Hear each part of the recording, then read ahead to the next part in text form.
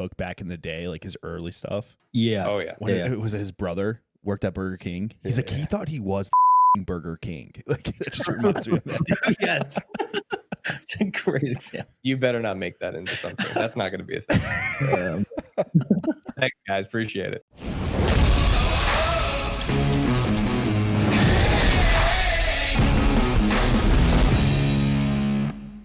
Welcome back to another episode of Beyond the Dispatch. We have Tone Alert in the studio. Well, not really in the studio, but on our TV screens. We got a couple thousand miles away. A couple thousand miles away. We got some really cool guys on. We're really excited for this episode. If you guys like our show, please like, subscribe, share. We can't do it without you guys. We have two Nevada police officers, Matt and Austin. Go ahead and tell us a little bit about yourselves. Well, I'll go first, I guess. I'm Austin. Man, nothing too crazy, too special about me. I grew up in a really small town. I was born in California before moving, but I know Where don't at, really Kelly? remember much. So it's a place called Barstow. If anybody knows where Barstow is, then damn, dude. My wife grew up in California. She grew up in Fremont, so I've heard of Barstow. Yeah, Barstow. It's a pretty nothing town, but my dad, he was a CHP officer, so that's kind of like where he was stationed, if you want to call it. Yeah. And then he became a resident officer about 100 miles south of Barstow, middle of nowhere, and that's pretty much where I grew up. Just middle of nowhere, mountain was my backyard, and God, it sounds horrible. It was awesome. I love growing up out there. Absolutely. And when I got old enough, I served a mission for my church. When I was done with that, went into the Air Force, and then I knew I was always going to want to be a cop. So as soon as I was done with the Air Force, I knew I didn't want to make like a career thing. So because of my dad, I knew I wanted to be a cop. So I got out, and sure enough, applied, and here I am. Nothing too crazy, nothing too special. Nice, brother. Yeah, my life's a little different than that, but way cooler. No, not even close. Oh, okay. I born in California as well, moved away from there because everybody leaves California eventually, right? Smart choice. Growing up, I actually never wanted to be a cop. I was going to school to be a lawyer, and then when I realized that law school cost like $250,000 to $500,000 a year of money I didn't have, I was like, oh well, that kind of puts a wrench in everything. So started waiting tables, having a good time doing that, and then I was like, you know what, I got to start doing something more. So applied for the police department, met up with this guy in the academy. Funny story about that too is Austin and I weren't exactly the chummiest of friends when we were in the academy. He actually hated my guts. So. Oh no shit.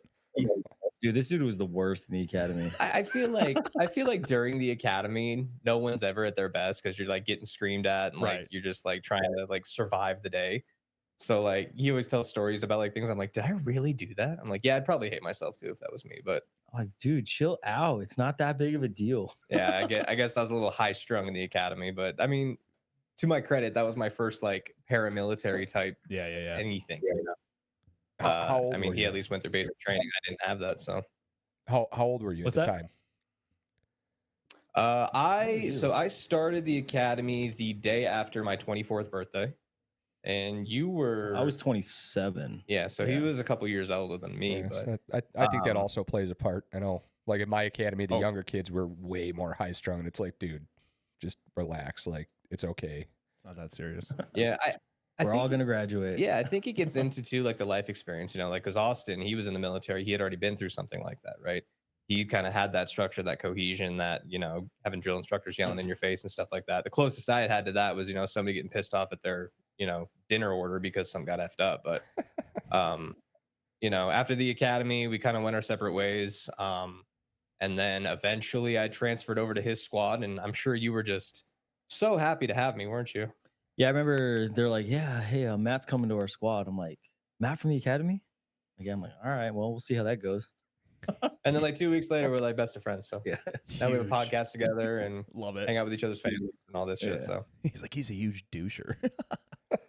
It's all right, Yeah, dude. He kind of was in the academy. I'm just like, I remember just walking by him and he was like you breathe wrong. He like looks at you. I'm like, calm down. Like, cause he was like assigned like the class leader for a long time. Okay. So he thought so he took that a little too seriously. You're making it sound like a power trip. It wasn't a power trip. It was like from the top you got like the RTOs and everybody like, you know, giving you shit, and then from the bottom you got everybody that you're trying to lift up. So it's just like you're getting, you know, hit from both ends, and you're just like, well, this fucking sucks. So it's like you got to play both sides of the coin there. But yeah, no, I was class leader for like at least a month and a half, if not longer. Yeah, it was And wild. it just didn't stop. So yeah, I had to be that asshole sometimes. But you know, in the end, it all worked out. We've been working together for what, 4 years now on the same squad, and started a podcast together, and we're just kind of been living in paradise ever since, I guess. Yeah.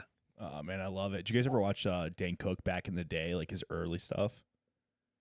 Yeah. Oh yeah. When Yeah. it was his brother worked at Burger King. He's like, he thought he was the fucking Burger King. Like, it just reminds me of that. Yes. It's a great example. You better not make that into something. That's not going to be a thing. Thanks, guys. Appreciate it. Sorry. He's cool. He's chilled way out. He's matured so much. I remember they had like two real good friends in the academy. I'm still real good friends with them. And you know, we'd always be like, yeah, Matt's on something again. And then I remember once we became like friends, I texted them like, hey, I don't know what happened, but Matt's cool now. We like him. Yeah, it'd been like 4 years. I grew up a little bit. Yeah. And they're like, oh, okay, cool. Oh man, I love it. So let's dive in. I kind of want to talk about Tone Alert, man. So how did you guys start the podcast, and how long you guys been running for? Dude, it's been so we officially started in, when was it? It was like When did you get late 23, early 24. late 23 is when we launched our first episode. If you go back, it's It terrible. was rough. It is Oh, yeah. rough. Oh, We were in And- his garage, believe it or not. Yeah. And then shortly after that, Matt decided he was going to get shot at work. So we Yeah. had to like put that on pause. thanks, man. 'Cause he was Way, going- way to make it he all was going about you, to- buddy. Joking. I know. I was like, I'm like, we're trying to do something here, man. Yeah, we had what, like 5 episodes out at that point, if Yeah. that. And it was like, of course this happened, right? So So we paused for, dude, it was what, almost a year. say 8 months, yeah. Give or Really? take. Something like that. And then this year is when we really just started, you know what, if we're going to do this, we're going all in. So trying to put out something once a week, and we're going to hit it hard for a year. And so far it's been good. Channel's been growing. Following's been growing, really been able to meet other people. We joined a counterculture network, and that's helped a lot. It's been good. I mean, we were somewhere at work, and we were just kind of just bullshitting around talking, and you know, it's just that typical, oh dude, we should start a podcast and tell some of these stories.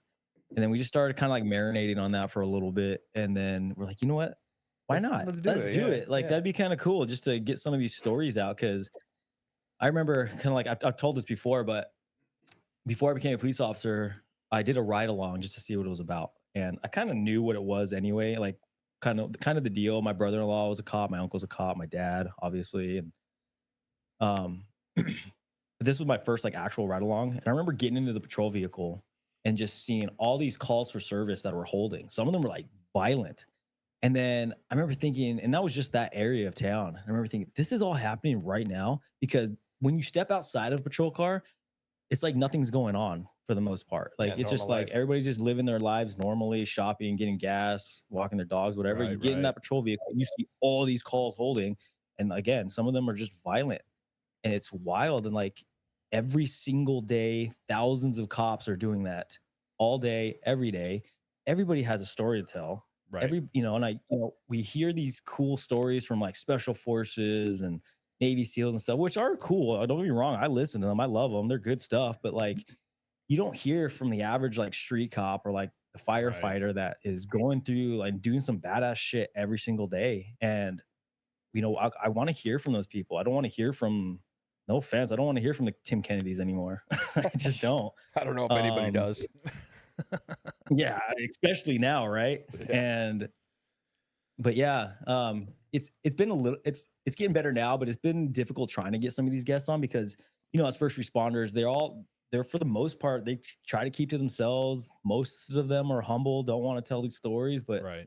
you know, I kind of want to give them a platform, because you know, some of these cops and firefighters really deserve it. And some of these guests we've had on have just had some amazing careers and done some crazy cool things and they deserve some little recognition, I think. Yeah, it just it's like Austin talked to, you know, I feel like we as first responders are kind of I don't want to say a different breed, because like, some people are douchebags, but that's just people, right? Yeah. But it goes into the fact of like, you see like the police activity body camera, you see like the shootings, the robberies, and it's like, that's your neighbor, that's the dude who you see at the grocery store. Like that's your community members. And I feel bad because sometimes some people do some pretty heroic shit and they never get recognized for it. Yeah. And they're too proud, not proud, but they're too humble to come forward and tell the story themselves, And if we can give that kind of a person the recognition that they deserve, I feel like then,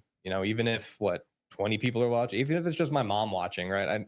At least it's somebody who's hearing that story and maybe they get a little bit of that. And it just kind of goes to show like everyday heroes are just walking around every day. So Yeah, it gives a different perspective as well. I mean, from everyone in this world, right? Like, people truly don't understand what cops do. They really don't understand what firefighters do. They think they just show up, write you a ticket for your tint, write you a ticket for speeding, all that stuff. But there's so much more involved in it.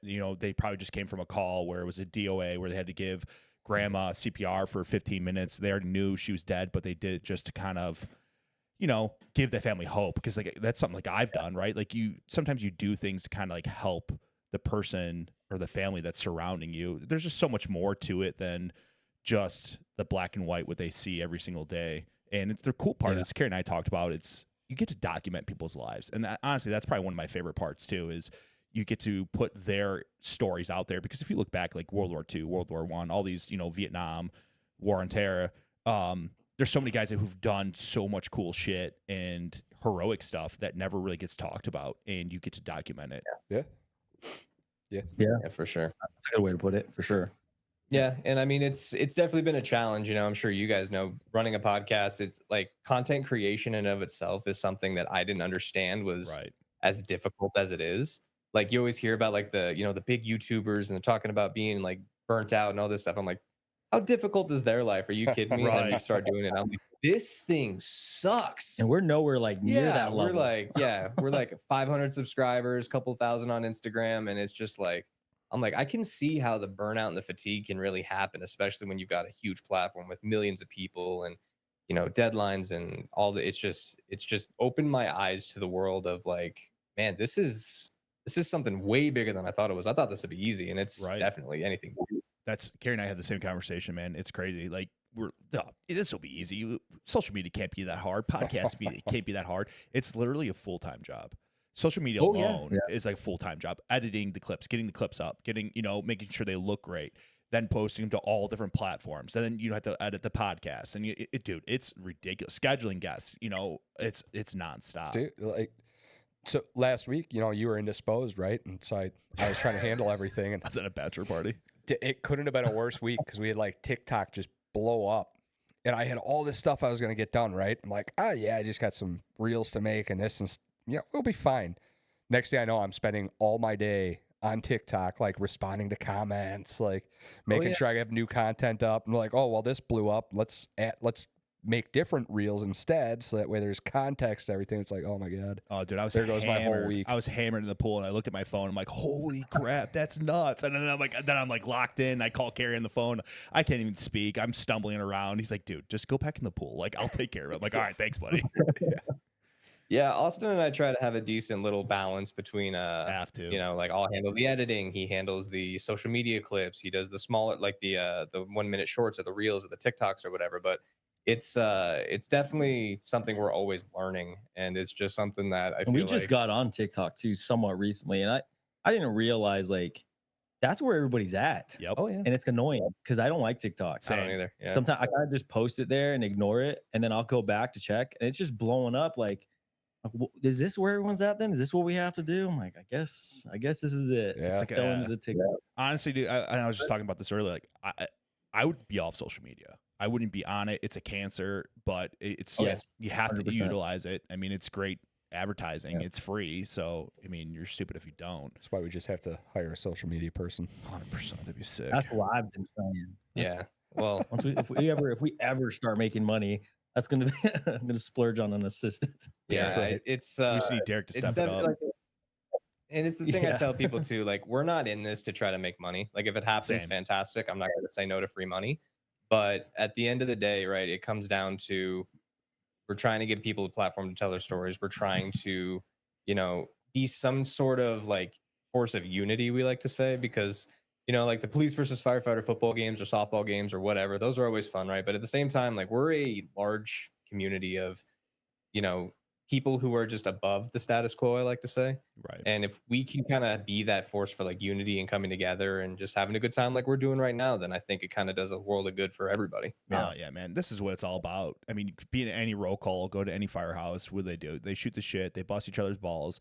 It's all in good fun. And if anyone else does it, it's a different story. But Yeah. it's like a brotherhood. So I totally agree. Yeah. Austin, tell me a little bit about yourself, brother. So you went to the Air Force. What made you go into the Air Force, and what was your MOS, man? I knew I wanted to go in the military, and I picked the Air Force because my grandpa, he was an Air Force pilot. I knew I couldn't be a pilot, but so I went in the Air Force, and I was a mechanic for the C-17 for 6 years. Stationed at Joint Base Lewis McChord. I loved it up there. I really did enjoy my job. I liked it. Met a lot of awesome people. Had some good experiences, cool TDYs and stuff like that. Never did a real deployment or anything. And it's kind of weird for that base because most military units deploy as a unit to go somewhere. Yeah. The mission of our C-17 started there at the base. So that's like we launched planes there all over the world. So people that did go on deployments is usually just one single person that would go deploy somewhere kind of just to help out at a base. So our unit never really deployed as a unit. But it was fine. I still enjoyed it. I loved it. That's kind of why I went to the Air Force. I know there's jokes about it, rightfully so, but hey, I like it. It's still I own it. it's still most than what a lot of people do in this world. And everyone's like, oh, I almost joined the military. It's like, all right, man, cool. Like, but you actually That's what did it. So for those that don't know what a C-17 is, what is a C-17 and what's its mission capabilities? Mission capabilities. So C-17 is like the second largest plane in the Big ass plane. military, maybe the world. Yeah, but it's just a big cargo plane. It's I mean, the dimension wise, I don't know, but they got 4 giant engines on the wings. It's just an empty plane where you can just fill a bunch of troops or their equipment or both, and they just launch all over the world, transporting people and stuff like that. Nice, man. So you talked about your dad. He was a cop, right? Yeah, he worked for the California Highway Patrol. Yeah. Okay, so that was what kind of got you the bug. Tell me about your your experience in the academy. Maybe a few Matt stories and Not again. yeah, Do Matt story. yeah. Do you have one? He has several. I I'm do. sure. It's kind of it's I call it my bathroom story with Matt. Oh, we should do a book. It's not as gay as it sounds, I promise. Yeah. It sounds worse than it is. Like I was in the I don't know, we were like halfway through the academy or something. Still didn't really know him. I just knew like, yeah, that's Matt. And I go to the bathroom to drop a deuce, as one does. Right. And in the academy we had to wear pretty much just like a police setup. Your gun belt, all your gear, tucked in uniform, your shirt stays, all that. So if anybody knows, man, if you gotta take a dump on duty, it's a routine to get all this Process, for crap off sure. of you. So I did that. I was done. I flushed, and it takes me, dude, a minute or 2 minutes to get all this stuff back in while I'm in the stall. And here comes Matt walking in. And as I'm walking out the stall, he looks at me. He goes, "Austin, did you flush? Did you flush in there?" And I looked at him like, "Motherfucker, yeah, I flushed. Like, what do you talk? Like, who do you think? You think I'm some kind of animal? Like in my head, I'm like, this is just typical Matt, like trying to just get on this power trip. I'm like, no, I just left a Wasn't giant power trip. I just left a giant dump in there for you, buddy. Like, what do you think? Like, I'm a grown ass man. Like, I don't know why that. Maybe it just shows that I'm the asshole because it made me so mad. Like, Well, and it's why do funny you think I wouldn't flush? he tells this story. I don't remember that. I mean, I'm sure it happened because that does sound like something I would have done back then. But like, I feel like there had to have been something else. Like we got burned out for doing something, right? Didn't take a trash can to the dumpster. Didn't, wipe down a window. Didn't, vacuum the carpets, whatever. So it's like, imagine just your RTO running in there, just seeing a fat log in the toilet and just like, Oh, are you yeah. guys fucking kidding me? Like, that's the last thing I needed to happen at that day. But I don't remember that story happening. I'm sure it did, but Oh yeah, I don't know. Like I said, now that I think about it, I'm probably the asshole in the story because you're definitely the asshole in like, that story. Yeah. I remember thinking like, this asshole, like I'm a grown ass man, dude. Like I did 6 years in the Air Force, and you're gonna ask me if I flushed the toilet? Like, really? I think at that point I Yeah. would have went back and squeezed out more just to leave it in there. Yeah, I'm like that. Now you flush it. Yeah, no. But yeah, Oh, man. academy was good though. Like I never really had any complaints about the academy. I mean, it was very paramilitary, but Yeah. it wasn't a live-in academy. We got smoked, yelled at every day, but we had 3-day weekends. Got to go home at night. Yeah. So it wasn't bad. It was just, if anything, I think mentally it was exhausting just because we had homework, and sometimes I would take like all the way till like All night. 1 or 2 in the morning, and then you got to be Yeah. up at like 4 or 5, and then Yeah. that part sucked. But everything else, like, I'm not any physical specimen or anything, but like physically I was fine. I was able to run, Yeah. get in smoke sessions. None of the PT stuff really bothered me. And Yeah, and I think But it with was- our it was good. academy specifically, though, it was like kind of designed that way because we started with over 60 people, so it was 62 that we started with, and we graduated with 31. so we lost half. Yeah. Oh, And then- wow. But it's kind of crazy because I mean I remember that. Well, we call it like day 0, right? It's like your Mhm. initiation day. They make sure you can still do the physical standard. You do like paperwork. You kind of get like an experience of what the academy is going to be like. So they're giving you everything, and just like seeing people like quit in what I thought was relatively easy, not easy, but like relatively like normal stuff. Like you're just doing the PT test that we did like 3-4 months ago. Like it's not that crazy, We're Right. just running laps on the track. Like it's nothing I was like, oh, I can't do this, Like, yeah, it sucks getting yelled at, but like, if you can just get through that. And I think what Austin talked about, the mental aspect being the main thing, that's kind of what I tell people today. Like, if you're gonna go through it, this is gonna really get you out of anything before any of the physical stuff will. Because from day 0 to day 1, we dropped like at least 10 people, if not Yeah. more. That's so insane. it's just oh yeah. And I mean, I guess rightfully so, right? Like those are the kind of people that you need to weed out Oh, because yeah. everybody kind of joins, police department, fire department, whatever, for a specific reason, and you'll quickly find out whether or not this is something you actually want to do. Yeah. No hard feelings to people like that. Like if you can't do it, you can't do it. It's not a knock on you. It's Yeah, not, not at all. it's like this just isn't for everybody. Like if you say, yeah, I couldn't cut it. First of all, like if you can't handle that, like I mean, you shouldn't be a police officer. But it's like nothing personal, man. Like it's just this isn't for everybody, and that's okay. Like there's no shame in it. I know a lot of people get embarrassed about stuff like that, but or even cops are the worst. We eat our Oh, yeah. own. Like, they're, Oh, oh yeah. yeah, that guy he quit. He's a pussy. Blah blah blah. I'm like, you know what? It's just not for everybody, man. Like, I mean, right. I'm sure there's some like really ridiculous excuses for quitting. They're out there, but like if you just can't do it, like I don't want that guy in the streets anyway.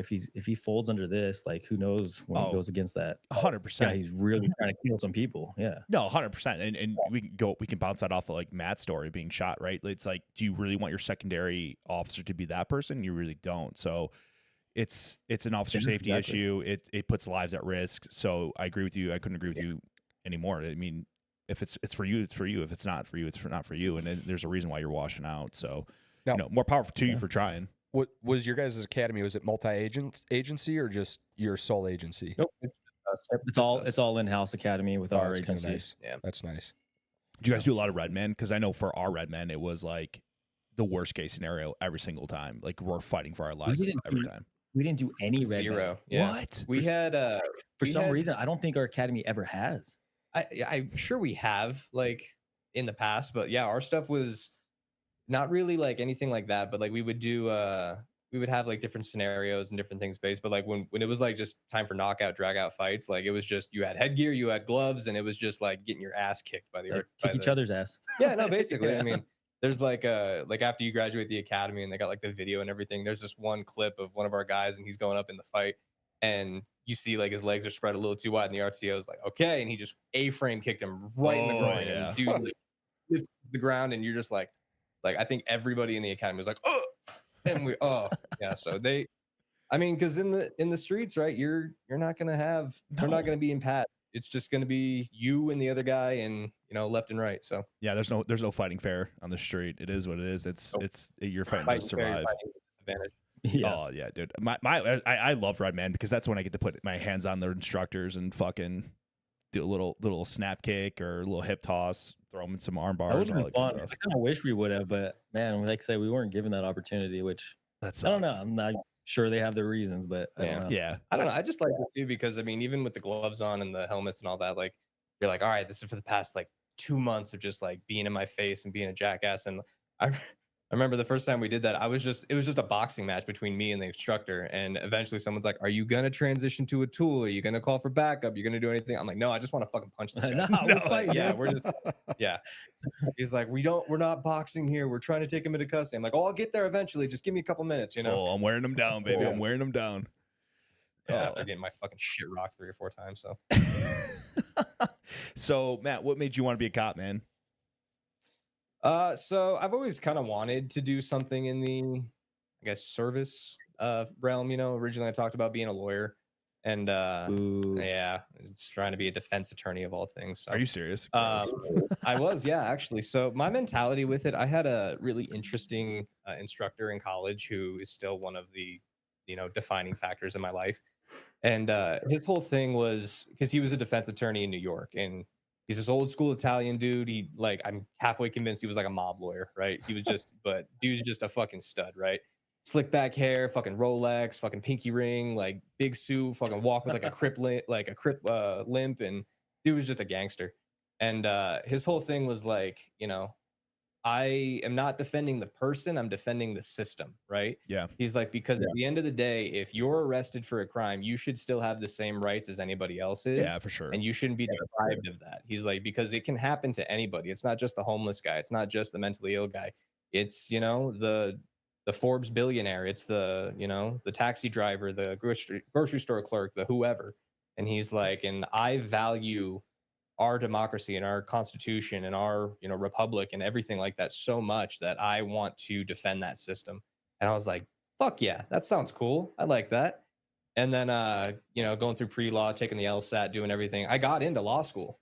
And then I like looked at the tuition costs and I was like, ooh, that's not gonna fly. So dream crushed there. And then So you became a cop. yeah, no, honestly, yeah. So I was waiting tables and we had a pretty serious, multi-casualty incident happen. And I just kind of like sat back and was like, I should be doing something more. Like I felt like a coward because they had us like hiding in a hallway basically. And I'm looking at cops and firefighters and everybody running around.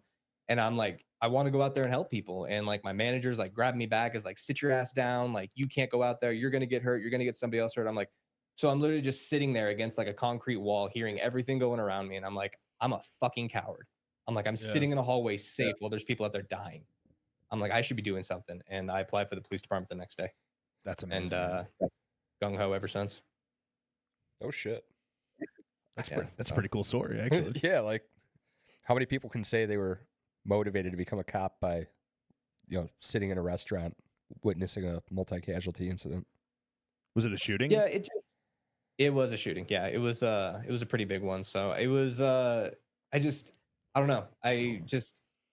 I don't ever want anyone to look at me and be like, oh, you could have done something. Or like I'd hate for someone's family member to come up to me and be like, if you would have done this, my dad might have came home or my son might have came home or whatever. Right. And I was just like, at that moment, I was like, I hate myself. Like I want to do something. I was like, I'm not doing this anymore. And I mean, I tell people when I joined the police department, I took a pay cut. I lost some friends. I had a good gig going, and I didn't join this job for the money. I didn't join this job for the status. I just legitimately want to help people. Yeah. And then, in the course of doing policing, really found my passion, which is helping child victims. And my goal for the next 3 more years is to put as many pedophiles in jail as I can find and hopefully put them away for the rest of their life. So it's just funny how life kind of pushes you in that direction. Yeah, man, those are the cases I hated the most and loved the most at the same time, because being a detective investigating those going through those people's phones, it's just fucking disgusting. Oh, it's disgusting. I don't know how you guys do. I can't do that. And then like watching the videos and then like just describing it in your report, I'm like, can I just say fucking see video for further, like see evidence number blah blah blah for further, because this is fucked up. And but then you have to interview that person and you have to try to be like their best friend, and it fucking takes everything inside you not to reach across the table and just smash their face off the table because of like what you literally just watch them do and what's on their phone. It's fucking disgusting. It's one of the many reasons I knew I could not be a cop. No, you would not be able to be a No, cop for no, long at least. I'd be Derek Chauvin. Oh, for sure. Oh, For sure. Jesus. Yeah, no, Austin he's kind of the how do I put it? Like he keeps me kind of neutral with a lot of things because he tells me all the time he couldn't do that job, but it's like I had an experience when I was in field training where I investigated one of these crimes and you know, I was from the beginning to the end of this investigation, like I was with the detective and I was just like, "Oh my god, like these parents are doing this," and they like brought the little kid in and I was like, Yeah, man. "That's a kid. Like that's a little kid." Innocent. And then arresting the parents was just the most fulfilling thing I had ever done. And I was like, this is what I want. This is what I'm gonna do. That's the worst. So, When it's the parents. Usually, like it's somebody who's not really associated with the parents, but not their caregiver or guardian. Like that's so fucked up. That's so messed up that the parents were in on it. Oh my god. I bet that was definitely fulfilling for sure. yeah, I take pride in that because like I mean I had only been on for less than 6 months at that point, but I got to go to the trial for that. I got to testify. That was my first real big testifying like case. And dad got 30 to life, mom got 25 to life, and I'm like, fuck yeah. The only thing I hope, and I still pray to God, is that little girl's too young to remember anything because I mean she's already going to be messed up when she grows up. But Oh, yeah. I hope it's less of the fact because she was so young, and yeah. But it's unfortunate because that's one case out of many that occurs, and it's not stopping anytime soon, which is sad. No, a lot of those cases go unheard, man. Or like a lot of those victims really don't speak out until they become older, and it's heartbreaking because it really ruins your life. Oh yeah, but it's I always tell people it takes a special kind of person. I'm still trying to get him onto like a sex offender apprehension program thing because nothing more fun than running and gunning and grabbing these bad guys off the streets. It's a lot of fun. Yeah, the real criminals, and you're not worried about the speeders or people blowing stop signs. Exactly. There's definitely officers for that position. I agree with you 100%. That's just not my style. I'm more of a hands-on kind of guy like you. Like I want to be in the nitty-gritty. So Yeah, and I mean recently too, Austin and I kind of got put up to I wouldn't say like a promotion, but like we're less calls for service, more investigation, more enforcement, which is cool. So I mean, it's just I mean, who gets to say they get to run around with two of their best friends just, grabbing actual bad guys off the streets? Like we don't care about speeders, we don't care about, registration violations, but oh hey, look, we got a Glock with a switch, or we got a pound of meth, or we got, some crazy felony attempted murder warrant. It's a lot of fun what we're doing right now. Oh, absolutely. It's a great time. And kind of speaking on that, like let's transition into your shooting if that's something you're comfortable talking about. Would you like to tell Yeah, everyone? that's fine. Yeah. Do you want to take a quick break before we do that? 2024 February, I would say it was a normal shift, right? Just started, but Just a routine call. just a routine call that went awry. No, I always hate that dumb shit. Anyway, we get a call. There's some crazy guy trying to get hit by cars on the highway. Okay, we have a highway that goes like directly through our area, so it's not uncommon. It's usually just homeless people trying to get to like the overpass or whatever. So a couple units get assigned. They're like, hey, he's on this interchange or this interstate at this exit. Like, all right, cool. I'll go north, you go south, and we'll try to find him. So I go north, I don't find him. I'm like, all right, I'll clear off, go to another call. And then my buddy's like, oh, hey, I found him. And then I'm like, okay. So I turn around, go over there, and then all of a sudden you hear, oh, foot pursuit. And I'm like, oh, here we go. So he's running through the highway. My buddy's chasing him for, God, what felt like at least 5 minutes, like a solid 5 minutes just running. This guy's going back and forth over the median. It's rush hour. There's a shit ton of cars. So it's like, it's not a good spot to be. So I'm trying to get there, navigating through construction zones and rush hour traffic, and it's just a mess. So I finally get there and I see my partner chasing a guy who's going over the underpass or over the what is it, like the Jersey barrier, the median Jersey Bears. And they go like behind a truck, and then I hear my partner on the radio go, he's trying to carjack someone, and I'm like, oh fuck, this changed, like shit. So I speed up there, jump out of the car, I start joining the chase. So there's like a big tractor trailer in the way, so I go around the back because he's going around the front. I see this guy trying to yank on someone's door handle. So I pull my gun out, point it at him, tell him, get on the ground, listen to what I'm saying, whatever. He doesn't listen. He runs the other way. So I throw my gun in my holster, but I have a level 3 retention holster with you. I'm sure you know what that is, but for your audience who might not, there's like 2 to 3 different retention levels for holsters, depending. So mine has like a button, a hood, and then the holster itself. So it's called a 3 retention holster. So I throw my gun in the holster, but I don't throw my hood back up to engage all the retentions because, I might need it again. So I chase the guy and I'm gaining ground because he's been running for a few minutes. My partner's gassed because he's been running for a few minutes, but I'm fresh. So I start chasing the guy and I'm like, oh, okay, I'm going to get him. I'll tackle him. We'll take him into custody. Bada bing, bada boom, we're done. So I tackle him, but in the process of tackling him, like we fell this weird way because like his sweatshirt flew off, or like I was like grabbing onto him, but like the sweatshirt fell. So I always say like we fell in this position and he had my back, right? So Kind of like big spoon, little spoon. yeah, if that makes sense, right? So I'm on the inside and I'm trying to get on the radio, be like, okay, like we're gonna be in a fight, you know? So I feel his arms like wrapping around me. I think he's just gonna like grab onto me. And then next thing I hear is boom. And I'm like, oh shit, like that was a gunshot. And then I'm like, oh shit, that was my gun. So dude reaches down into the holster. And I don't know if he pushed the button correctly. My holster got shot up. So what I think happened, but again, I wasn't looking at it. I think he pulled the trigger, shot out the bottom of the retention of the holster, or like shot out the bottom and it broke the retention or whatever. But regardless, he had his hand on my gun. So I'm like, oh shit, I didn't get hit by any rounds at that point. And I was like, oh, this isn't good. So I reached down, I grabbed my gun and I'm trying to push it back in the holster to try to like re-engage that retention. Yeah. But you know, the retention broke, so I couldn't get it in there. And in the process of doing that, he fires off 3 quick rounds. It goes boom, boom, boom. The first round hit my flashlight that I kept in like a little leg pocket here. I believe the second round is the one that went into my leg. And then the third round, I think the gun was coming up here because it hit my handcuff pouch and that exploded. Yeah. So I'd say I technically got hit by 3 rounds, but only one of them went into me. Right. So at that point, like I felt it in my leg and I was like, oh shit, I just got hit. I'm like, that's not good. But I tell people too, the weird part, like it didn't hurt at that moment. Like it just felt like I got like punched in the leg, or like, you know, if you like played baseball and you took like a pitch. Yeah, it's almost like a Charlie horse, but like it didn't even hurt that bad. Okay. You know?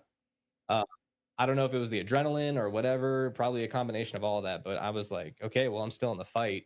And so I'm fighting for the gun and I'm like, shit, I don't want to get hit again. So like I grab it and like we like throw the gun up in the air and I'm trying to induce a malfunction so that I can, you know, it doesn't fire again. Or I'm trying to like turn the gun so that if I can get it close to his head, I can pull the trigger myself and just end the fight. Absolutely. I didn't know it at the time, but like I grabbed over the top of the slide and then he fired off one more round, which shot up into the sky.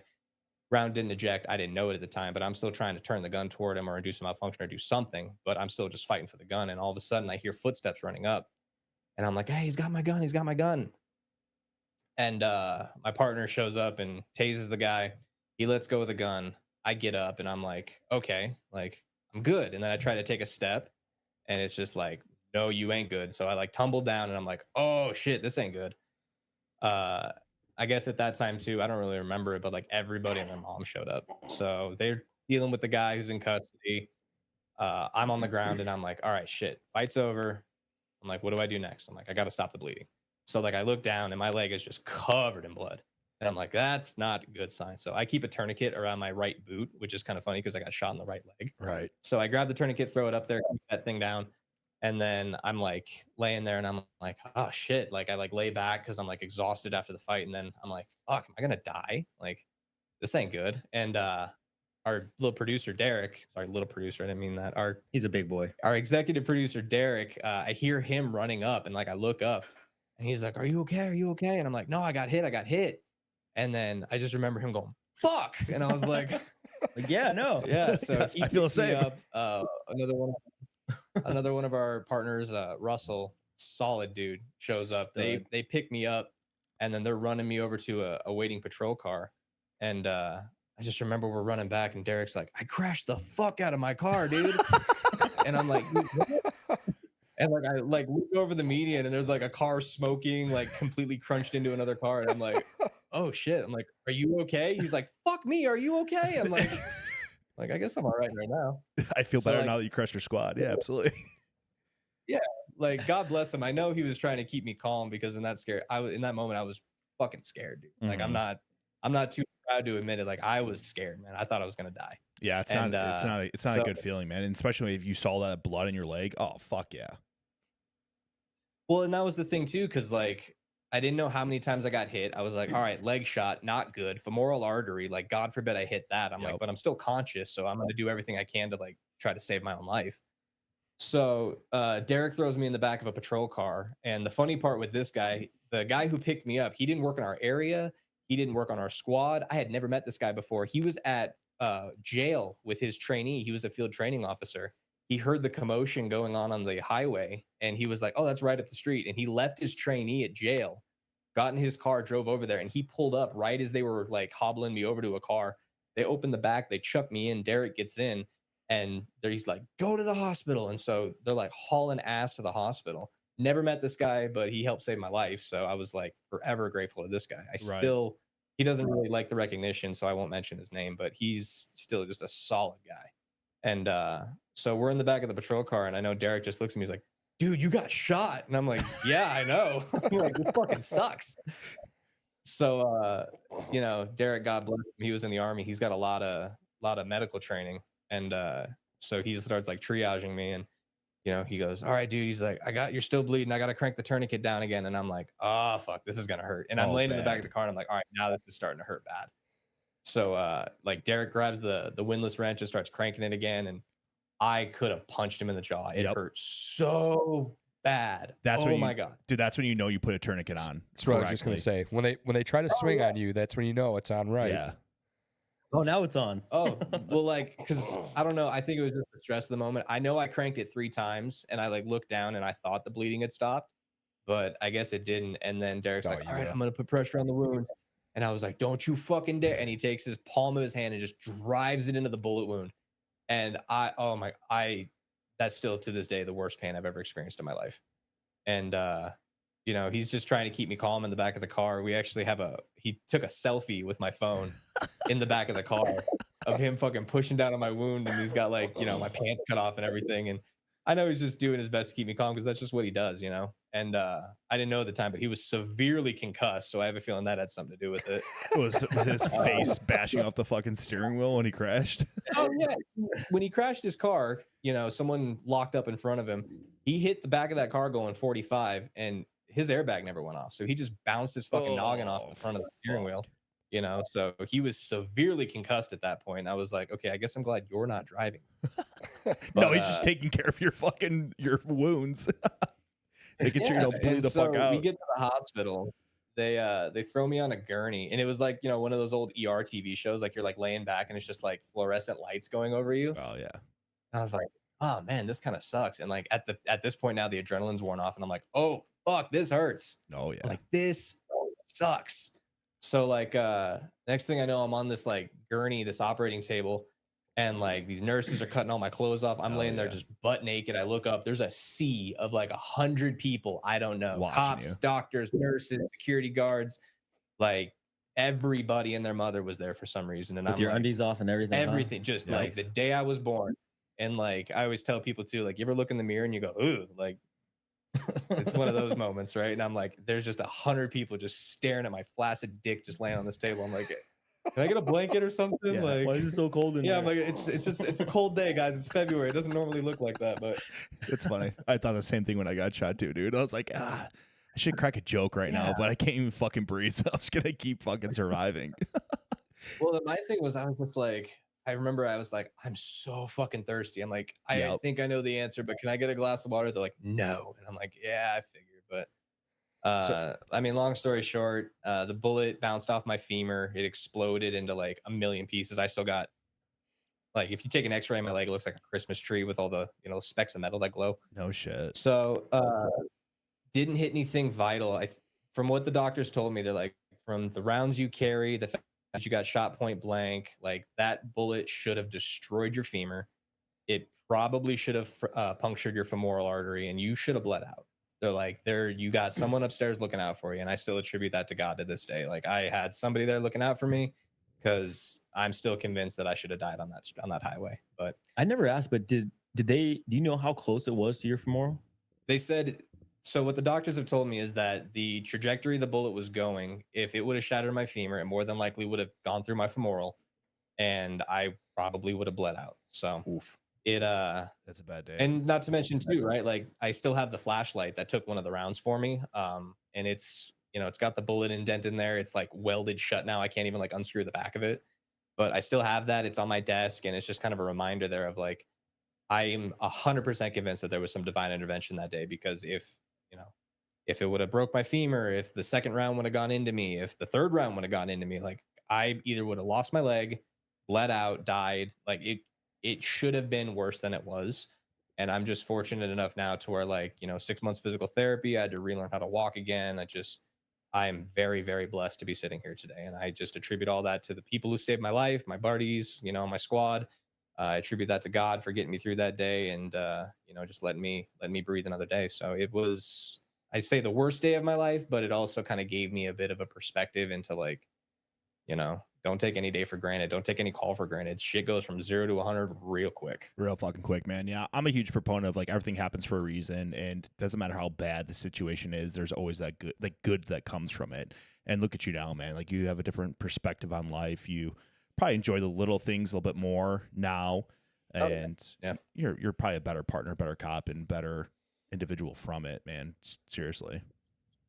Yeah, I try to use it as a positive experience, because, like, I was super negative for, like, at least 3 to 4 months after it. Yeah. I mean, I was depressed, I was miserable, I felt like a failure, felt like I just, I let my team down. Like, I always told people, I'm like, I lost that day, and they're like, no, motherfucker, you won, you lived. Yeah. Like, you almost lost, but you didn't. You pushed through, and it took a lot of time to, realize that. And yeah, I always find it funny when people are like, you get a new perspective on life. I'm like, you really do. I mean, Yep.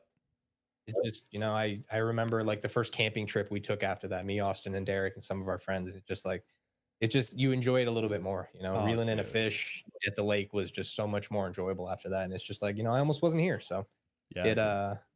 everything does happen for a reason. You may not understand it in that point in time, but I'm convinced that everything happens for a reason. Oh, dude, Totally absolutely. does. And everything that happens to you it's a lesson. You can learn from it or you can't. It's two paths you can take for sure. Now, what about, like, the mental aspect? So you talked about, like, you were definitely bitter. I mean, I remember I hit rock fucking bottom hard and I bounced a few times. So how did you handle after the shooting, the aftermath? I know everyone wants a Monday night quarterback yourself till you're blue in the fucking face. And you probably did everything correct, because I know, like, same thing. I did the same thing. So what about for you? How did your after shooting, the aftermath of it, kind of affect you mentally? I'd still say 2024 was the worst year of my life, right? It came down to the physical stuff, right? But the mental stuff was just as bad, if not worse. I mean, the first time I really hung out with Derek and Austin after the shooting, I remember I couldn't drive at the time, but my mom drove me around and was taking me where I needed to go. And she told me later that she talked to them and she was like, "Hey, your job today is to make him laugh, because he hasn't laughed in a month." Yeah. And it's like the negativity really messes with your head, because it wasn't just like, you already feel shitty enough, right? Like, my situation, like, I wasn't saving a baby, I wasn't doing a hostage rescue, I wasn't stopping an active shooter. It's like, I made a mistake, and the guy grabbed my gun, and yeah, my gun is the one that shot me. And um especially too, noticing, like, the negativity coming from my own department, which was kind of shocking. Yeah, absolutely. People I know were super supportive, right? I don't think, and of course, nobody wants to say it to your face, but, like, I know there were people on my department who even sent, our little tone alert page, some pretty, I don't want to say disgusting, but just some pretty, like, hurtful things. And it's like, okay, you're hiding behind like a burner account, and we found out who it was eventually, and But they hey, never had the courage to say it to your face. hey, So. what happened to Brotherhood? Yeah, man. Yeah, no, exactly. Yeah, and that, like, I've always said, like, nobody hates cops more than other cops, and Agreed. I've always heard that. And then when I saw that, because we both had access to the account, I'm like, are you fucking kidding me right now, dude? Like, if you feel that way, that's one thing, but just to go out of your way on a burner account, not showing your face, and to say that, like, you're a pussy, bro. And we know for a fact he wouldn't say it to our faces. You know why? Because we've met him. We've met him. Afterwards. We knew who he was. We met him face to face, and nothing. We didn't bring it up, and he never brought it up. So Yeah. that just shows how some people are with stuff like this. And it's like, you know what? Tactics, whatever. Like, the rumor was that Matt was drawn out on this guy with his gun, and the guy walked up to Matt and basically took the gun out of his hands and shot him with it. So that was the rumor going around. Yeah. And people saying, like, well, real cops don't get their guns taken out of their hands and shot with, stuff like that. Like, it was just like, Yeah, and You then the really gotta body be that cam much of came an out, and they were asshole? like, "Oh, that's Yeah. not what happened." I'm like, "Yeah, no shit." Like, Fucking wild. It's But, somebody who's talking about something they have nothing, like zero knowledge about. They probably never been in a similar situation that you went through. And I always contribute to people have their own demons that they fight, man. They have their own insecurities, and they see you have a podcast, and they're probably like jealousy in a sense, right? Because he felt the need to reach out to you, and he felt the need to kind of like throw you under the bus in a sense. So that dude's probably Yeah, dealing maybe. with his own mental struggles. So it is what it is, yeah, I man. try not to attribute to like malice what I mean, we all have things going on, right? Right. But just getting back to the mental health aspect of it, like, yeah, it sucked, man. I mean, I made the mistake of reading the comments on a news story about it because, of course, it hit the news, right? Right. And that wasn't a smart idea at all. No, Like, never read the I comments. even hate reading the comments on our own videos. Like, a majority of them are positive. I'd say like maybe 1 or 2% are negative, but like that was a bad mental space to be in. And then it took me a long time to get to the fact of like, yes, this happened. Don't let it define who you are. Right. It's just a part of your life, like, and just trying to move forward past that took me a long time. And everybody has their own like perspective on like therapy. It helped me, and I'm a absolutely. proponent of it. I think at some point, if you need it, you need to reach out and take it. There's some people who don't agree with that, and that's fine. But it's something that benefited me. I know it's not for everybody, or maybe you just had a bad experience with it, bad therapist, bad clinician, bad whatever. But it helped me tremendously because it helped me kind of get a grip on things. Because if I was trying to handle it myself, I don't know where I'd be right now. Probably not here. Yeah, honestly.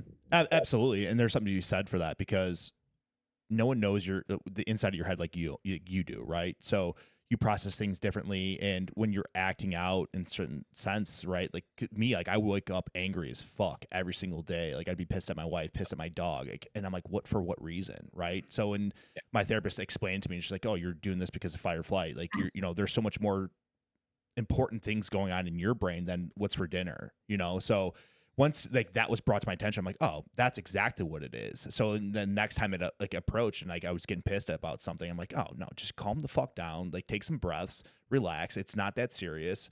And you start to kind of develop a different mindset, and it really helped me out. Like I think therapy probably saved my life. Meditation, honestly, as crunchy as it fucking sounds, because like, I'm a fucking dude. I'm a caveman for sure. Pick things up, put them down, like eat meat, like that's me. But I think there's something to be said about therapy, and there's something to be said about meditation and different aspects. Like, Yeah, I feel the same way. Like I'm just a meat eating, fruit eating knuckle dragger, and when I found therapy and meditation, same thing. Dude, changed my life, and I thought, you know what? Cavemen probably, in a way, they meditated, and it is a game changer. What the word you use, crunchy, you want to say gay, whatever you want to call it, it is what it is. But man, it's the best thing out there, dude. Oh, dude, if it's gay, then fuck, I'll take it all day. I don't give a shit. Like. Yeah, me either. I do it. Yeah, I do grounding. I'll dude, go same. out and I did it before the podcast. Yep. Like I do that. You say what you want about it, but it care less. Legitimately, I notice it. So whatever. Yeah, honestly, one of the best things that happened to me after my shooting is like I could literally give two fucks about what people think. You can label me any way you want. Like I have a podcast, like whatever. I don't give a fuck, dude. Like you got your own problems. You have your own insecurities, and when you hate somebody, you're just looking in the mirror. You're just looking at yourself of like what you hate in that person. It's basically what you hate about yourself. So I could really give two shits. Did you have something to say? No. All right. Enough about Matt. I Go ahead. Sorry, Matt. That second.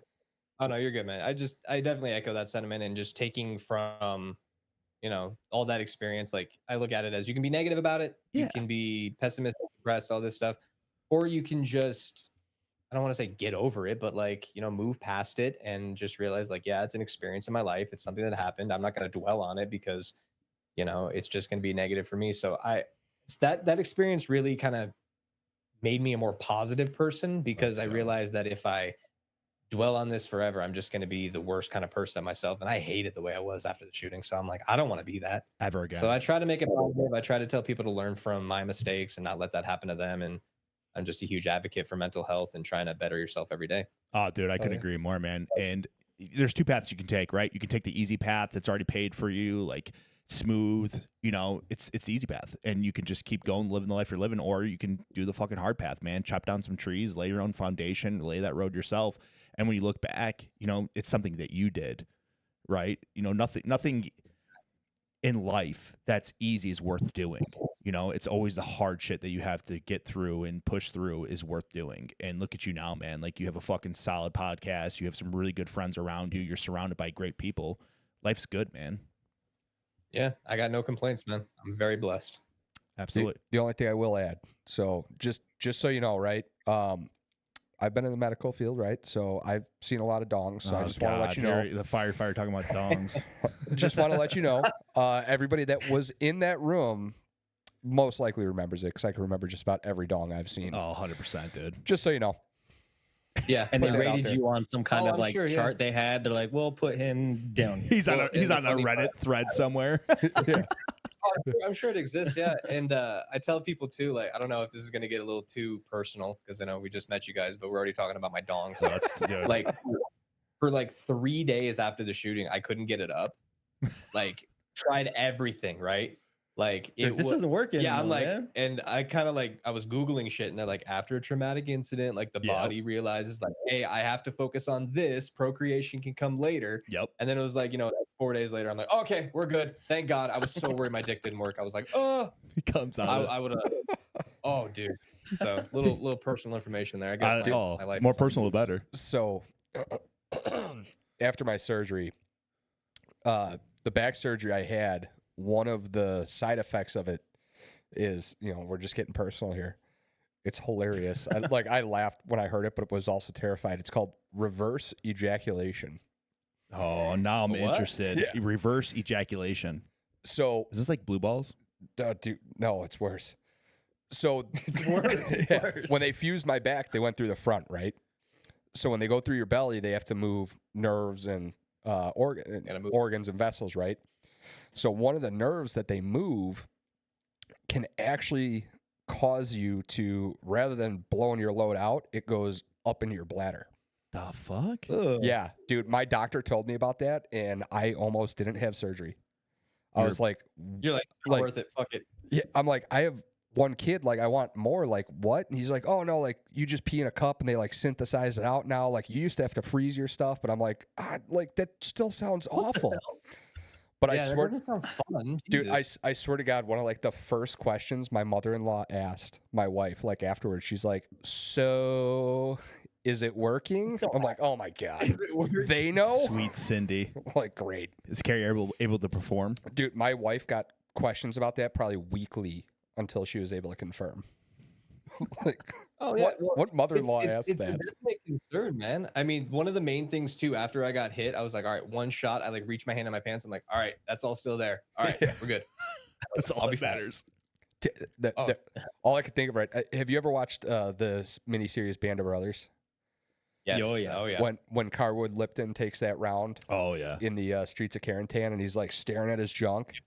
Dude's like, He just rips it open. He's like, "You're all good, Lip." Ask Derek if he would have done that for you. oh, I'm sure he would have. He's the one that cut my pants off in the freaking yeah. back of the patrol car. He's like, I need to do this. Trust me. Yeah. Derek, get your mouth off there. Why is your phone out? Stop. He's like, this is going on Pornhub. Shit. Two Actually, cops, one squad. yeah, for sure. I just imagine Matt coming out of the bathroom. He's like, it's all right, boys. We're hard. Just let's get it. We're good. We're good. All right. Enough about Matt. Let's talk about you, Austin. So do you have on my any, I know it's going to be a shitty follow-up, buddy, but do you have any interesting cop stories? Yeah, one time I was in a foot pursuit, stubbed my toe, and it was hard for me for a long Oh, time, I'm man. so sorry, Dude, pull that puppy off, dude. Eventually, Let's see those dogs. I've never been hurt on. Well, I have been hurt on I was duty, gonna say, but yeah, you have. it was quasi half my fault, half not. Rolling code through an intersection with the red light. I got T-boned. It's about the severity of my injuries, but Yeah, Oh, Derek, yeah. Derek cut him out of that incident too. this yeah. guy cut me out of that one. I think too. Derek's like the harbinger of death over here. Dude, He's Derek, always he's your involved. fucking guardian angel, brother. I like knocked out for like, I don't know, just a couple seconds. When I came to, I see Derek and they're like cutting my airbag off. It's like, are you all right? I'm like, where'd you come from? Did like, Derek I'm get a gonna help TBI on that one too? No, Derek didn't get no, hit on that. he made it safely into that intersection. Yeah. I think he ran. That's why he wasn't in a car. But I don't know if I had any like. That's about like. Like I got a bunch of just regular cool cop stories. Yeah, but, like, when it let's hear comes one of those, to dude. anything critical. Man, what's one I could think about? Homicides are always a good one. Oh yeah, And I guess the best one I have, and I only call it the best one is because I made an effort to really follow through with like seeing the end of it. And I remember I was just, it was towards the end of shift. We get a call it's of, always the end of shift. yeah, it was this because we work from 2 to midnight, and it was a stabbing at a bus stop. And, you know, we just work in an area where, stabbings are bad, but we get a lot of them. We show up, we're like, all right, he's stabbed, but he'll be fine.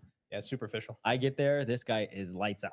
And Oh, oh fuck. shit, this one's serious. And you could see, I cut off, I get there and I cut off his shirt just to see where the stab, because I see blood, but I can't see where it was coming from. And he's got a puncture wound right under his heart. It looks like it is going up. Oh, fuck. And it's tiny. It's very tiny. And I see that, and immediately just start first aid, and just the best I can do until the paramedics get there. I don't want to just. My thing is, if you show up before the medics and you're trained enough in kind of some kind of triple C, you need to do something. Like, Yeah, there's no absolutely. excuse for cops not being trained in some 100%. kind of stop the bleed or in any basic just first aid. You just sit there and watch somebody die, shame on you. 100%. So I started something, but I'm like, we need to plug this hole again. Derek showed up. Yep. He was the second one to Always there. show up. Dad came to the And- rescue. He's like, well, we need to start CPR. I'm like, well, we need to plug this hole somehow, because I'm not just gonna pump all this blood out of this guy. And I mean, long story short, it did, like, we started CPR. We were able to put pressure on the wound, try to do the best we can until fire and EMS came. They took over. The guy, he was dead.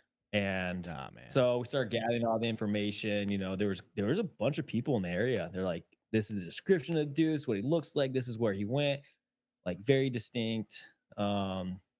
And I don't remember how long after. Like, I think it was like a week. Yeah, give or take. Yeah. Like, our criminal apprehension team guys, they ended up capturing the dude. And I was like, you know what? I need to follow this. I want to see what happens to this guy. Like, and I've never really followed my cases because, we're such a big department. We do the Right. report. Obviously, the homicide detectives came out and they took over the whole thing, and usually it just disappears after that. And I don't know. This is like been on a handful of homicides before this. Yeah. And ended up getting a subpoena for court. I'm like, oh, cool. It's going through. They told me it was so much. They told me what they wanted me to wear. We went through the questions, all that stuff. And his daughter, the victim's daughter, actually showed up and to court. And she was sitting there, and I remember the lawyers talking to her. It's like, hey, just so you know, we're going to be showing the officer's body camera. Hope that's okay with you. She's like, yeah, that's fine. And she was actually really cool the whole time. And this guy, because he's got very distinct face tattoos, very distinct hair, and we had like a perfect video of his face. And his argument was he didn't do it. Yeah, we got it's not me. we got the wrong guy, which Yeah. it was. I don't understand how his lawyer was allowing that to happen. But anyway, but yeah, I mean, he ended up serving life in prison. We showed the body camera. The daughter was there. She was very strong with it, and it's just, we go in a bigger department like this. We do our reports. It goes to a detective. It disappears. We go on the next call. It go hundreds of times. Yeah. And there actually is something very satisfying about following your case, Right. showing up to court when you get subpoenaed, testifying, and seeing that, hey, the justice system does work. This guy got sent to prison rest of his life. And, it was like, I'm so glad I got to see this. Book is closed. That chapter's closed. Hopefully the daughter, because I really don't know like who he really had in his life family wise. Because from what we understand, he was kind of a homeless dude. The daughter showed up, and at least she has some closure and justice was served, and it made me feel good. And I've been for almost 7 years. I've been like, nah, patrol. I want to be on patrol forever. I love patrol, and I do. My heart and soul is on patrol. I love being a street cop. It is so much fun. But then since we moved to more of an investigative apprehension type patrol unit, I do feel like, okay, this is also very important to be Yeah. able to, not only just make the arrest and high five and the report goes on, and DAs can handle it. No, I want to be there from beginning to end now because it is satisfying.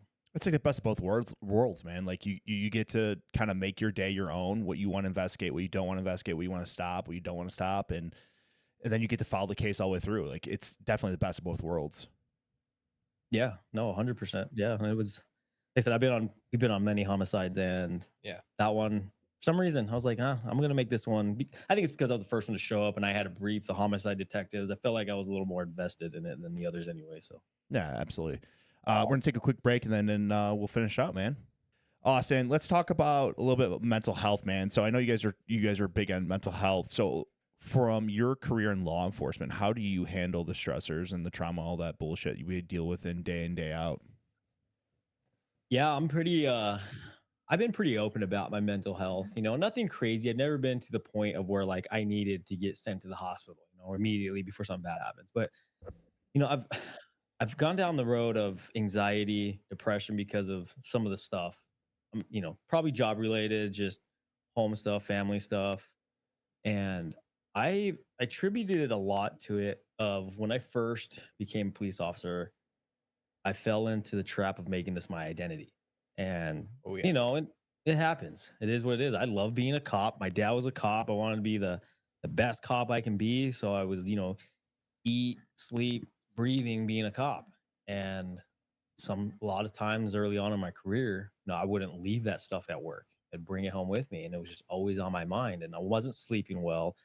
I wasn't thinking well. I wasn't spending the time with my family that I should have. And all this stuff and I wasn't getting things off my chest of some of these calls I've been on, and kind of just let that build up into where it just, released itself into anxiety, depression, anger, all that stuff. And um then I just started talking to other people. I finally just, bit the bullet and went to therapy. And I was, growing up, you know, therapy was always one of those taboo things. I'm like, no, I'm not crazy. Why would I go do that? Like, Right.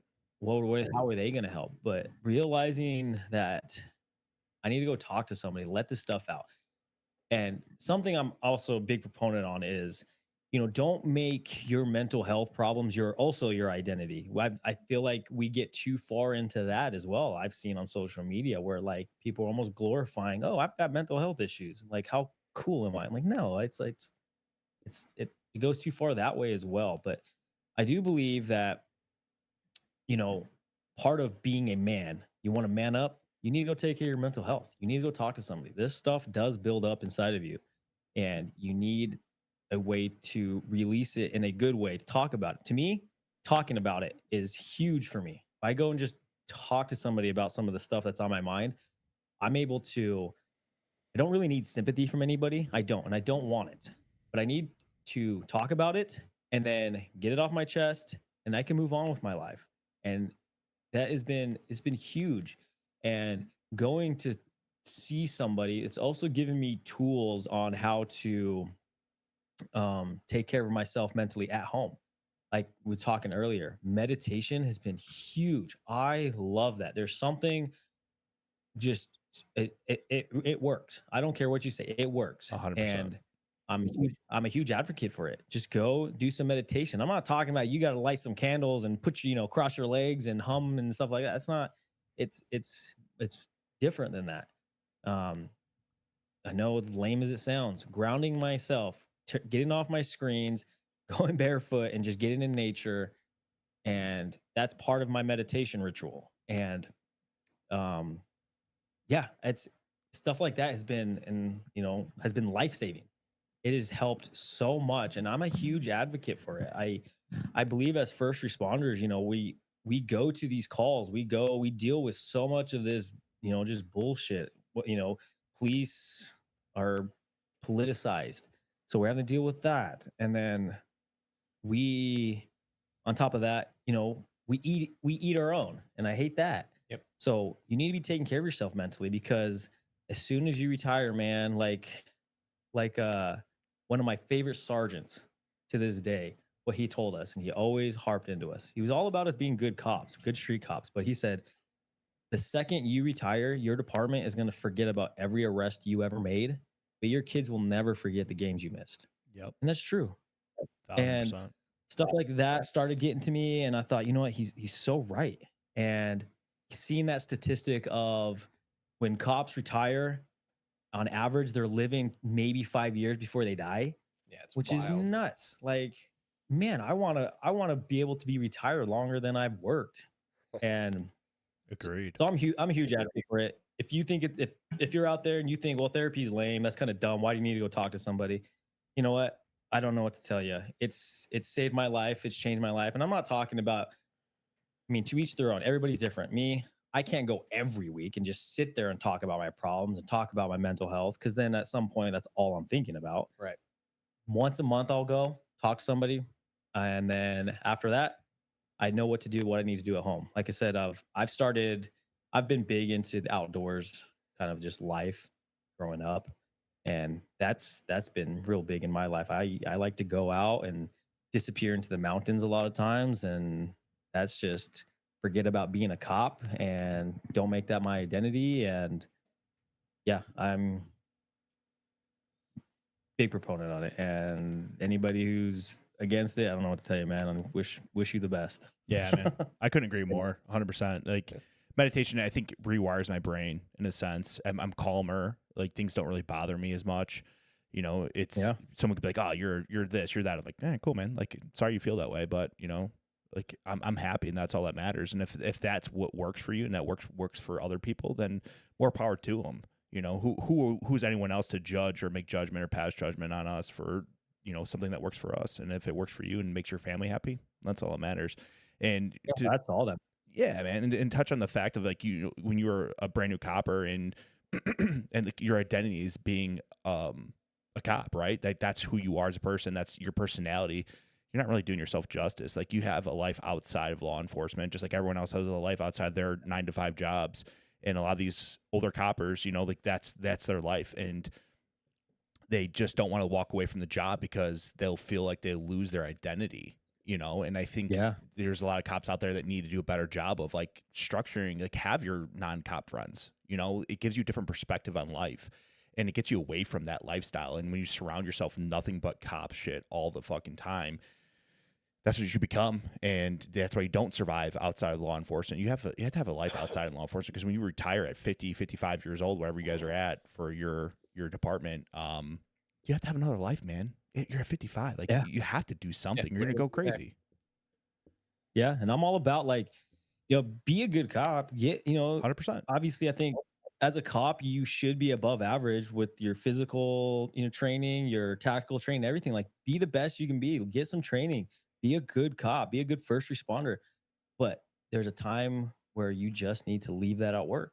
Like when it's time to go home and be with your family, it's time to go home and be with your family. You're not, and that's all that should matter to you at that moment. Yeah, man. I'm at a point, like after my job, like I would come home, I wouldn't talk about it. My wife's like, "How's work?" I'm like, "It was fine."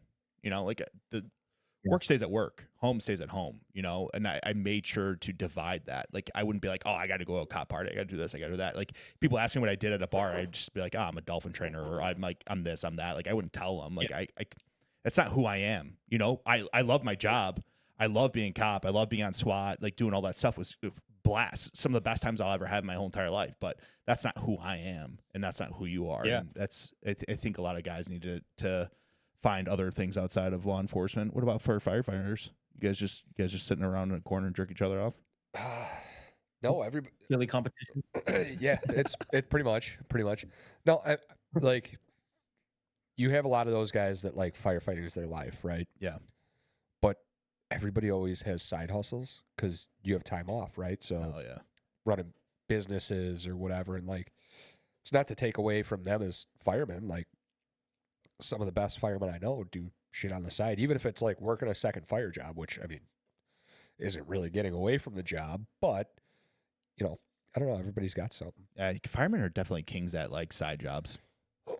Oh yeah, all of them. I feel like every single firefighter I've talked to, you know, they've got like a detailing business, or they've got like, And they support each other way more than Yes. cops Oh my do. gosh, Way I hate more. the fact that cops don't support support each other. Yeah. It's crazy. We get more support from firefighters doing tone alert than we do even from cops that we Yeah. work with. That's 100%. messed And I'm up. like, and if you look at our logo, like the fire aspect, little axe is one of the smallest parts of it, but they are like our biggest supporters, which is I love insane to it. me. I would say like I wonder if part of that mentality there is like, as a cop, I mean, unless you work for a department that runs partners in a squad, right? You're pretty much on your own. You're your own deal. Yeah. You spend your entire shift. It's not like Right. you're sitting in a day room. You're not eating together. You're not watching a movie together if you have time. You don't go and work out together. You guys aren't snuggling together. Yeah. Oh, so many cuddle sessions, but that's besides the point. Showering together. You know, and like every call you go on, you're with those guys. So it's everything is a shared experience. Everything's a bonding experience, right? Yeah, So absolutely. I would imagine Yeah. that probably plays some part in it. You know, as far No, I as think like you that hit the nail on animosity. the head because, like, you know, just thinking about it right now, like just regular patrol for our department, it's all single man units, and the people in our department with the most camaraderie and support, the SWAT team, Oh yeah, those guys are together the all the time. the riot team Yeah. guys, the search and Detective rescue teams, the squads, yeah. detective squads, because they're all working together. Yep. They all have their role, and they live with each other pretty much at work. And Yeah. I think that's probably it. It has to be. Oh, 'Cause, yeah, I mean Go ahead. the amount of like I always talk about like the camaraderie of a fire station. Like we have a couple fire stations where we work, and sometimes if you need to like just sneak away for a minute, do a report, or you got to use the bathroom, like we work in a really rough and tumble kind of area. So if you can just kind of get away from like rather than doing your report in front of a 7-Eleven, like you run over to the fire station, go in the back, and it's just kind of like you're a little safer, right? Yeah. Just I mean, even the firefighters come out and they chat with you like, hey, how's it going tonight? You need anything? Like we just, you know, if you want to come in, like relax for a minute, get out of the heat, you know, do whatever. Like they're just so inviting to I feel like everybody. And you know, I'm sure it's like anything else, right? There's douchebag firefighters, like there's douchebag cops, and Right. you know, douchebag attorneys and grocery store clerks and gas station attendants. It doesn't matter, right? People just suck sometimes. But for the most part, I've noticed just that camaraderie in the fire service is just something that I wish we had more of. Yeah. I really do. I do too. Yeah, it needs to be that way, man. It really does. And probably something to say about those guys depending on each other to stay alive, right? You know, you have the engineer or the guy that working the truck, working the pumps. Like he has to be squared away and on his game to make sure the guys inside get the water pressure they need. And you know, patrolman, you handle majority of your calls by yourself. I mean, on SWAT, like you know, you need to depend on that guy behind you to cover your weak side. So it's, you know, there's definitely something to be said there. That's Well, a good point. It's kind of like what Sully was saying when we were on the phone with him. So guy that was a GB captain, we were talking to him, just shooting the shit, and somehow the topic of like the fire service came up or something like that, and he was like, honestly, like the closest thing I could say to like an ODA in the SF world is the firehouse, just because like we are in the ODA, we're always together, we're always depending on each other. And he's like, you guys do the same. And he's got a point. I mean, Yeah, man. you have to live with each other for 24 hours. Like, is there backstabbing in the fire service? Hell yes. Like, do we fight like siblings at times? Yes, we do. But I mean, at the end of the day, like that guy standing next to you might be pulling you out of a fire, or, you know, the guy driving the engine has all 3 or 4 of your guys' lives in his hands, driving to the call at 3 a.m. after he just woke up. Like, there's definitely something to be said about that. Couldn't agree more. Couldn't agree more. I tell the story too about a guy who I used to work with. He's since retired, but dude was just a straight savage his entire life, right? He was a Navy SEAL, and he even said to he's like, you know, I don't know how different it was, but he went through buds when it was like probably the 80s, I think it was late 70s, early 80s. So dude was a Navy SEAL for a majority of his life, and then when he got out of the SEAL teams, he always told the story of like, you know, in the SEAL teams, we were a literal brotherhood. Like I was the best man, and I can't tell you how many weddings. Right. He's like, our kids grew up together. Like it was just this amazing brotherhood. Like I still talk to these guys to this day. He's like, when I retired from the Navy, he's like, I was like, oh, I'm gonna join the police department. It'll be just like it. And he's like, I was so disappointed joining the police department. It was nothing like that. He's like, never met the family members of the guys who I worked with. I never, you know, was involved in their, you know, their kids' lives. I never did any of that. And I worry if that was like a thing of the past, because I feel like Derek Austin and we really have tried to change that. Like I've watched these guys' kids grow up, you know, we go to each other's houses for parties, we do all that. So I think it's ultimately like what you make of it. Yeah. But it's definitely still that ingrained culture in law enforcement that is just like we just don't get involved. I don't know why. I don't know either, man. That's a really good question. And sometimes I think it's like guys don't want to be outperformed or outdone because they're trying to jockey for a new position in detectives or Yeah, SWAT or and they don't want to get close with anyone. And honestly, it's a damn shame because like we would used to have like Sunday dinners, like we would all take a turn buying and we'd all come in and like my police department was very close knit, or my shift was, and I still talk to those guys today. One of the guys saved my life, so it's like, I guess it's a great point, Matt. Like it's what you make it, man. It really is. Oh yeah. So let's we're kind of coming to an end here, guys, but do you have any like final words? And then I also wanted to let everyone know where to find you. Yeah, we are currently on YouTube, Spotify. We're working on getting on Apple Podcasts. This technology thing has definitely been a learning curve for all of us, but and all the other social medias. Well, Instagram, TikTok, because I have to, but yeah, Austin mentioned that earlier, but yeah, you can find us on all those major social media platforms. We'd appreciate it if you guys, would give us a follow. We definitely feel as though, getting more people in that first responder space and trying to get these stories out there is important because, like we were just talking about, I feel like unifying the first responder community is something that can only be beneficial. I don't see any negative to it. So you can find us there. We try to post once a week. We try to have some interesting stories. We're trying to get into more short form content as well, because I know it's hard watching a 1 to 2 hour podcast every day as opposed to, a quick 10-15 minute video. But, every day is a learning curve for us. So. Yeah, absolutely. Check them out, you guys. You're not going to be disappointed. You got two really cool guys here. They have some really cool guests on. Give them a look. We appreciate you guys tuning in to another episode of Beyond the Disc. Oh, Carrie, you have something? I was going to say, Austin, I believe you said you have a outdoor channel. Oh, on your own as well. Oh yeah. Oh yeah. You're taking over for Outdoor Boys, right? Oh, dude, don't get me started, bro. I'm still crying over that. So is my wife. I've been big into outdoors my whole life. Just grew up that way. My dad got me. My dad's been hunting his whole life, camping, fishing, just all the basic white boy stuff, And I thought, you know what? My main purpose for the YouTube channel for the outdoors is basically as like a journal for my family, my kids and my grandkids. One day they can go back and look at what Grandpa Austin did, whatever. That's the main reason for it, the place to keep all that. But I mean, if anybody wants to watch it, by all means, it's called what is it called? I don't know. I didn't make it. It's called Red Dawn Living.